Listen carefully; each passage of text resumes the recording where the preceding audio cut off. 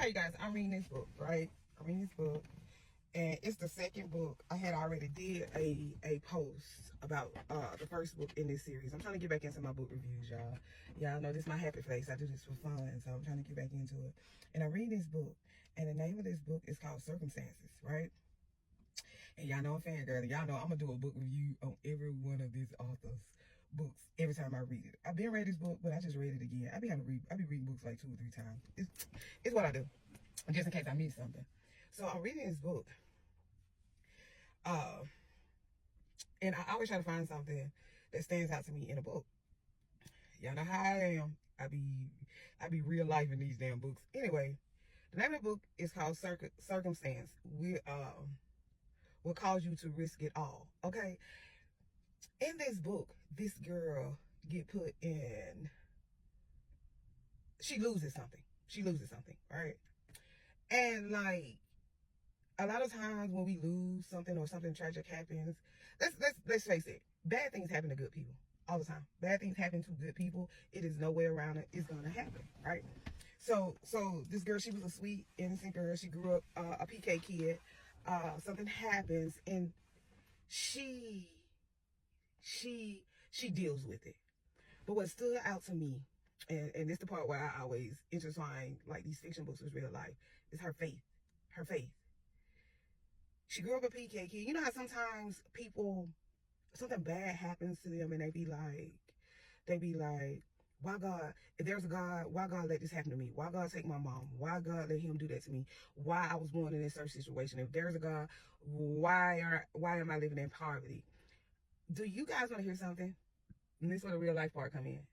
Out of all the bad shit that has happened to me, I had enough sense to hold each person alone accountable for what they have done to me. And another thing, I grew up in the church. People in my church was not, I don't have really good examples of people in my church. And the very first time something inappropriately happened to me was in church. Y'all want to hear something that may shock you? I have never let the bad experiences that happened to me in my church get in the way of my faith. I love God. I believe in God. I walk in my faith. I cut up on here all the time, but I am a true believer in God. And I would never, ever let anybody get in the way of my spiritual belief and my spiritual journey with the Lord. This girl in this book, I love her. She was very prayerful. And she did not let what bad happened to her get in the way of her faith. Okay? But I will say this. Just because we do not let things block or get in the way of our spiritual belief does not mean that we do not have doubt or we stay faithful. And what I mean by that, she stayed faithful to her beliefs in God, but she did not stay faithful in the beliefs in herself. Because she cut off love. To me, I feel like she cut off love because when she was at her lowest, the person that was supposed that would put there for her to love, to be there for her, he wasn't. And before she lost that person that was close to her, the Lord spoke to him and delivered a message to her through the person. But she didn't listen like she was supposed to, because had she listened, she would have prepared herself for that heartbreak, but she didn't. And that's okay. That's okay, because that was a lesson that she needed to learn. And that was her journey that she had to go through. I hope I made sense I hope I make sense. I hope I'm making sense. I also want to say one more thing. The male leads in this book, I can't remember his name. I cannot remember his name. I think his name was Gianni, or was her name Gianni? Let me see. Her name is Gianni. And his name is Legend. Girl, you be only with these names. I love the names of your characters. Legend was one of those guys who realized that he attract very, very superficial females. And he lived his life like he don't date. He don't want no significant other. Y'all ever listen to guys like, I don't date. I don't believe in love. I don't date. These girls out here superficial. And I be saying that saying to myself, you talking shit. Because at the end of the day, to me, All these dudes out here want to be loved just as much as females want to be loved.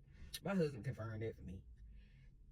What was just funny about him to me was he kept saying, "Oh, I don't date, I don't date, I don't need no female, I don't want to be with no female."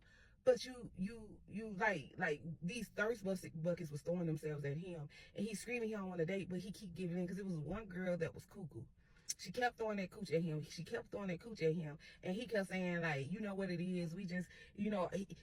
He kept falling for it, and then he want to be like, dudes be like, "Oh, you know what it is?" When if you I feel like as a guy, you're only saying it because you have not met the one. So you're wasting your time with females who, if a female is slutty, I get it. If she's slutty and she's throwing herself at you and you keep dipping into it, then it doesn't matter how you treat her. You're showing her that you want her. When you say no, you need to say no, as in don't even sleep with these women.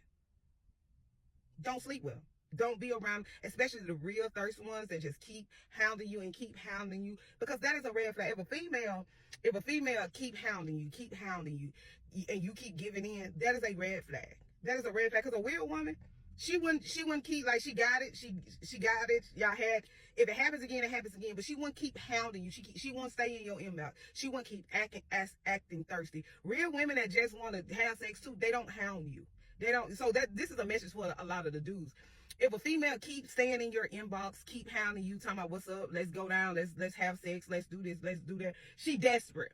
Cause a real woman that just wanna have sex, she not gonna hound you. You gonna be hounding her more than she hound you. She's not gonna hound you. She gonna get her net and she gonna move the hell on. If it happens again, it happens again. If she hits you up and you be like, you ain't with it, then she gonna move on.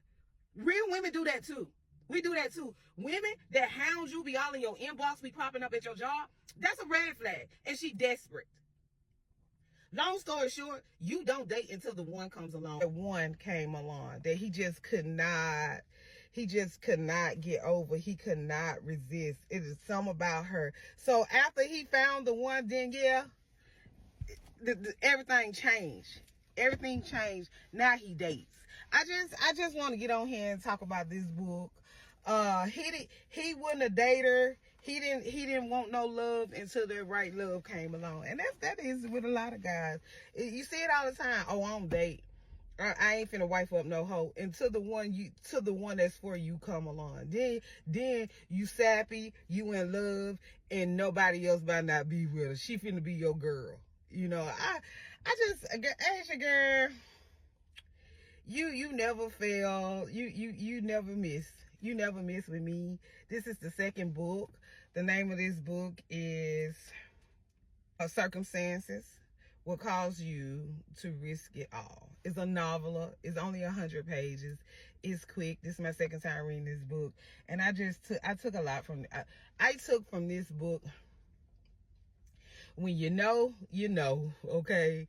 You don't date until the right one comes along. And that young lady, I admired her because she did not let her faith.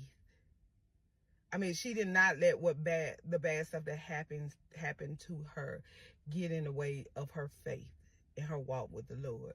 So and the right one that was for her came. I just wanted to let y'all know that this book is awesome. It was a very awesome quick read. If you're in a reading slump and you're trying to get out of reading slump, this is the book for you. To all my book girlies, happy reading. If ain't nobody told you that they love you, I love you. You guys, Aja, you my girl, honey. Fangirl. Happy reading.